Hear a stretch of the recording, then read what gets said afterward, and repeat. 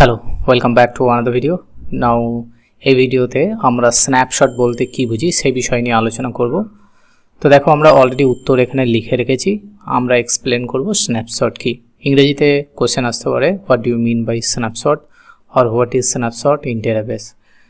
Database management system or DBMS এর প্রেক্ষিতে বা ডিবিএমএস এর কনসেপ্টে স্ন্যাপশট বলতে ডেটাবেস বা ডেটার একটা নির্দিষ্ট সময়ের স্থির অবস্থা বা পয়েন্ট ইন টাইম কপি বোঝায়।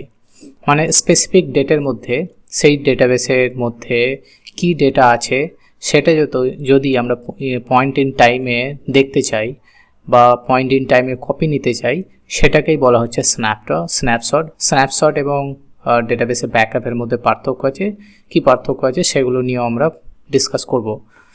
তাহলে বোঝা যাচ্ছে একটা নির্দিষ্ট মুহূর্তের ডেটাবেসে যে তথ্যগুলো ছিল সেগুলোর একটা স্থির কপি বা অবস্থা সংরক্ষণ করা হলে তাকে স্ন্যাপশট বলা হয়।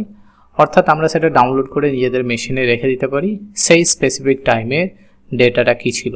কিন্তু সেটা যদি লাইভে থাকে, লাইভে কী হয়, ডেটাবেসের মধ্যে ডেটা অলওয়েজ চেঞ্জ হতে থাকে বা পরিবর্তন হতে থাকে বা নতুন ডেটাবেসের মধ্যে আসে বা পরবর্তী সময়ে সেগুলো আপডেটও হতে পারে, তাই না? যদি সেটা লাইভ থাকে। কিন্তু আমরা যদি সেটা পয়েন্ট ইন টাইম বলি তাহলে একটা নির্দিষ্ট সময়ের স্থির অবস্থার কথা আমরা বলছি, ঠিক আছে? তো এসকিউএল সার্ভারের ক্ষেত্রে ডেটাবেসের স্ন্যাপশট হলো সোর্স ডেটাবেসের একটা রিড অনলি কপি, বা আমরা অনেকের সময় সেটাকে স্ট্যাটিক ভিউও বলি, যা স্ন্যাপশট তৈরির সময়কালের অবস্থার সাথে ট্রানজ্যাকশনালি কনসিস্টেন্স থাকে। তাহলে সহজভাবে যদি বলি তাহলে এটা বলবো যে স্ন্যাপশট হলো ডেটাবেসের একটা নির্দিষ্ট সময়ের ছবি বা নির্দিষ্ট সময়ের একটা অবস্থা। যদি এটা রিয়েল লাইফের সঙ্গে তুলনা করি তাহলে সেই এক্সাম্পলটা এখানে দেওয়া হয়েছে। যেমন আমরা মোবাইলের কোনো একটা নির্দিষ্ট দৃশ্যের ছবি তুললে সেই মুহূর্তের অবস্থার ছবিকে আমরা ধরে রেখে দিতে পারি, মানে সেই অবস্থাটাকে ধরে রেখে দিতে পারি ছবির মধ্যে, সেটাকে আমরা স্ন্যাপশটও বলি, তাই না? অনেক সময় বা স্ক্রিনশট নিলেও কিন্তু আমরা অনেক সময় সেটাকে স্ন্যাপশট বলি। কারণ কি, সেই পার্টিকুলার সময়ের মধ্যে আমাদের স্ক্রিনের মধ্যে যা কিছু ছিল সেটাকে যদি ক্যাপচার করে রেখে দিতে চাই তাহলে সেটাই স্ন্যাপশট। ঠিক তেমনই ডেটাবেসের স্ন্যাপশট একটি নির্দিষ্ট সময়ে ডেটার অবস্থা ধরে রাখতে সাহায্য করে।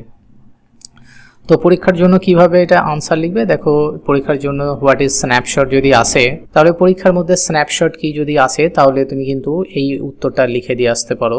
একবার পড়ে নিই। স্ন্যাপশট হলো ডেটাবেসের একটি নির্দিষ্ট সময়ে স্থির কপি বা অবস্থা যার মাধ্যমে সেই সময়ে ডেটাবেসে কি তথ্য ছিল তা দেখা যায়। এটি সাধারণত রিড অনলি হয়, সাধারণত রিড অনলি এটা হয়ে থাকে, অর্থাৎ এতে সরাসরি পরিবর্তন করা যায় না। স্ন্যাপশট রিপোর্টিং, অডিটিং, টেস্টিং এবং পূর্বের ডেটার অবস্থা দেখার কাজে এটা ব্যবহৃত হয়। আর এসকিউএল সার্ভার ডকুমেন্টেশন অনুযায়ী তুমি যদি এসকিউএল সার্ভার সম্বন্ধে তার অফিসিয়াল যে মাইক্রোসফটের ডকুমেন্টেশন যদি পড়ো তাহলে সেই অনুযায়ী ডেটাবেসের যে স্ন্যাপশটে সেটা হচ্ছে রিড অনলি এবং static view of A SQL server database. তাহলে এখান থেকে তুমি যদি না বুঝতে পারো তাহলে তোমার জন্য একটা সহজভাবে এখানে ব্যাখ্যাও লিখে রেখেছি। দেখো, ধরা যাক একটা স্কুলের ডেটাবেসে ছাত্রের রোল, তারপরে ছাত্রের নাম, ফলাফল এবং ফি জমা তথ্য সংরক্ষিত আছে। সকাল 10টায় ডেটাবেসের একটা স্ন্যাপশট নেওয়া হলো।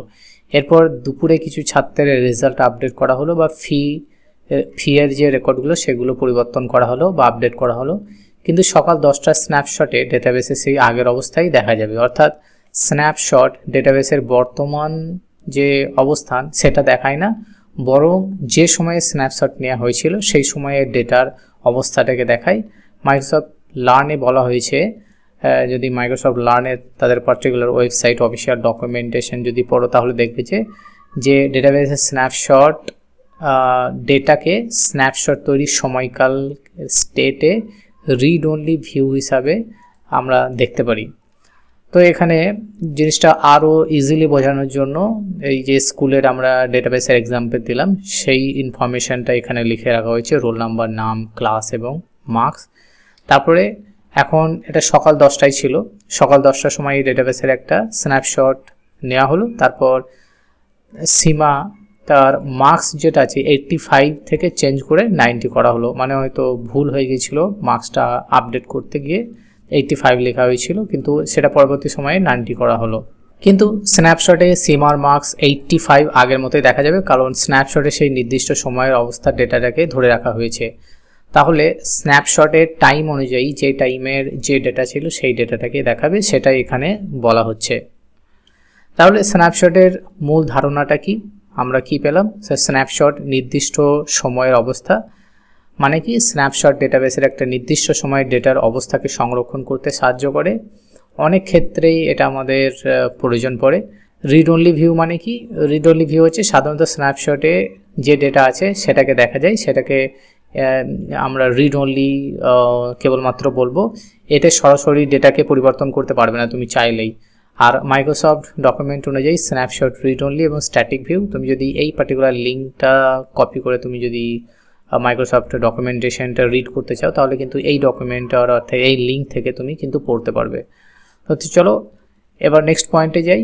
নেক্সট পয়েন্টটা হচ্ছে সোর্স ডেটাবেসের উপর নির্ভরশীল, মানে কি এসকিউএল সার্ভারের ক্ষেত্রে ডকুমেন্টেশন অনুযায়ী ডেটাবেসের স্ন্যাপশট সোর্স ডেটাবেসের সার্ভার সেম সার্ভার ইনস্ট্যান্সে থাকে, মানে যেই সার্ভারে আমরা ডেটাবেসটা অরিজিনালি আছে সেই সার্ভার থেকে কিন্তু আমরা স্ন্যাপশট তৈরি করতে পারি এবং সেটা সেম সার্ভার ইনস্ট্যান্সে কিন্তু এটা থাকবে।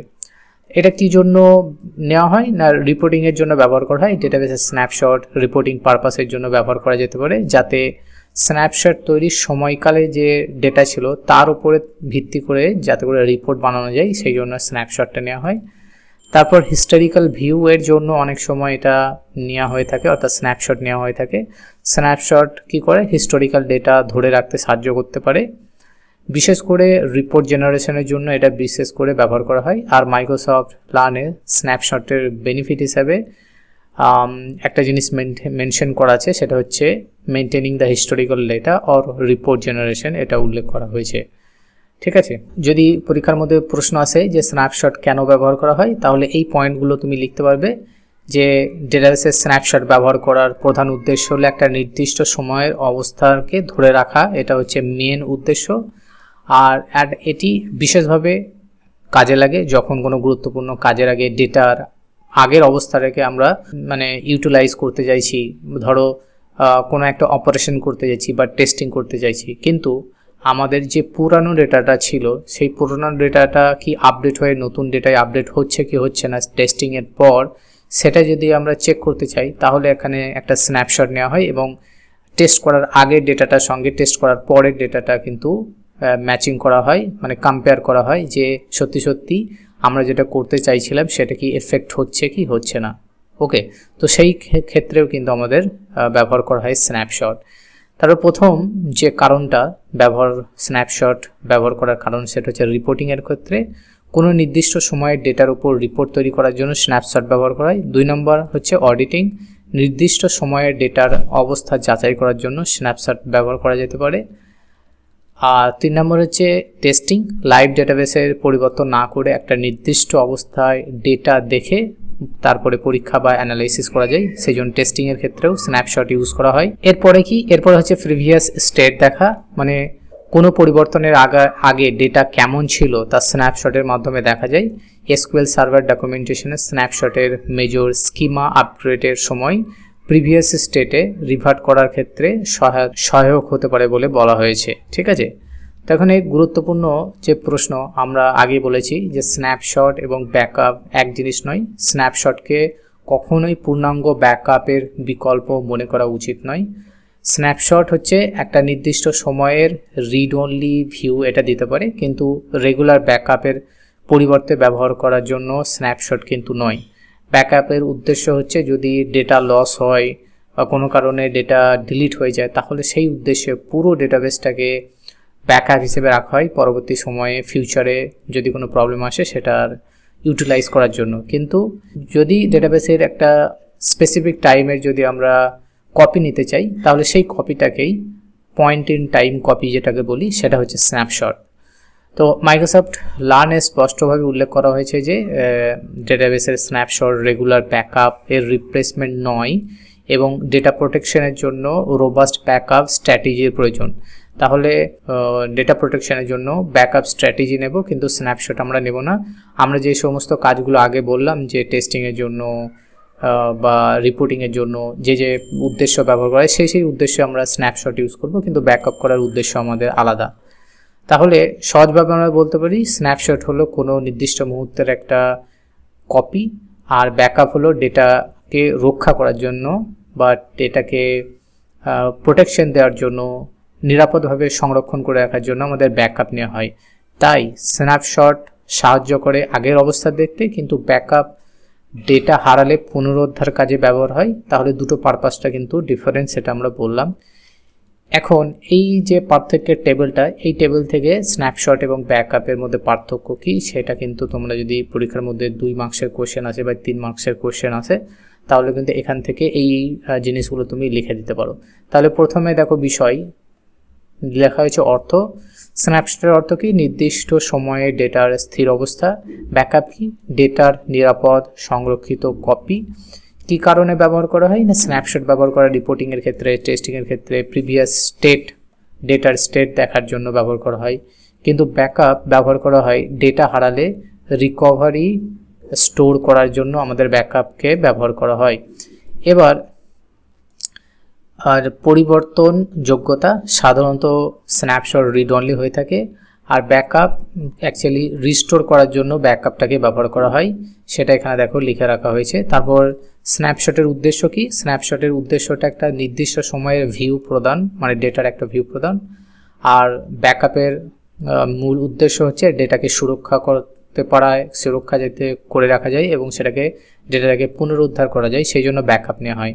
ব্যাকআপের বিকল্প কি, মানে হচ্ছে স্ন্যাপশট কি ব্যাকআপের বিকল্প? না, স্ন্যাপশট ব্যাকআপের বিকল্প নয়।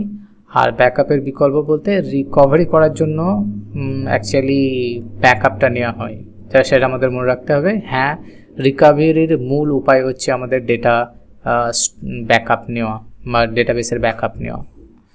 ঠিক আছে, তো আশা করি এই পর্যন্ত বোঝা গেছে।